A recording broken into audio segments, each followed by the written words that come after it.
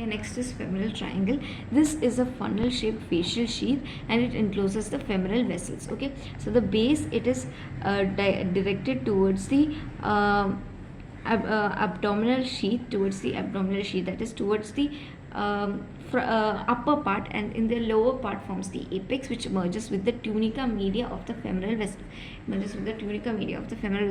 Now what all forms this facial facial sheath? Okay, there it is the prolongation of fascia iliaca and fascia transversalis. Okay, fascia iliaca and fascia transversalis. Okay, then the compartments are, it is divided into three compartments by two medial septum. One is cloacate's node of fascia and one is femoral canal. That is in the lateral medial compartment, in the lateral compartment femoral artery, and in the intermediate compartment femoral vein. So these are the different compartments, and what are the contents I have also told. In the lateral compartment cloacate's node of lymph node. Okay, and here femoral vein and here femoral artery. So all the compartments and all the contents.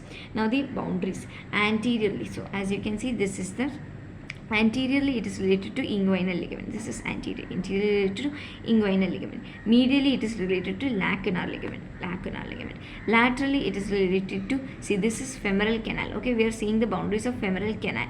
Okay, so laterally it is related to femoral vein. Okay, and below it is related to pecten pubis. So this I have told, this is pecten pubis. So posteriorly pecten pubis, anteriorly inguinal ligament, laterally femoral vein, medially lacunar ligament. So the femoral canal boundaries you can know. Okay, and the content is cloacate's node of lymph node, which you need to remember. It is very important. Through this the hernia is pushing out. Okay, is passing through other parts.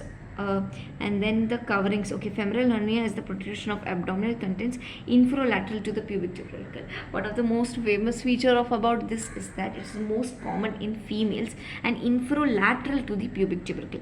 After this femoral hernia, in my next or maybe next video, I'll be teaching you about inguinal rings and the inguinal hernia also. So inguinal hernia is most common in male, and then there is different types, direct and indirect inguinal hernia, which I'll be discussing there. But remember this, inguinal hernia is more common in males, whereas femoral hernia is more common in females. This and the femoral hernia lies lateral to the pubic tubercle, whereas inguinal hernia lies medial to the pubic tubercle. Okay, that is those 2 points you need to remember. Now the coverings of the femoral hernia: skin, superficial fascia, cribriform fascia. There will be fatty contents, femoral septum, and then peritoneum. Okay, you need to remember this because inguinal hernia's coverings were asked so as a 1 marker question or as a sub question from what do we see the essay question. Okay, if femoral hernia can ask, if femoral hernia is a UQ, it can be asked as a university question. So if it is asked as a university question, the coverings might be a sub question. Okay, thank you.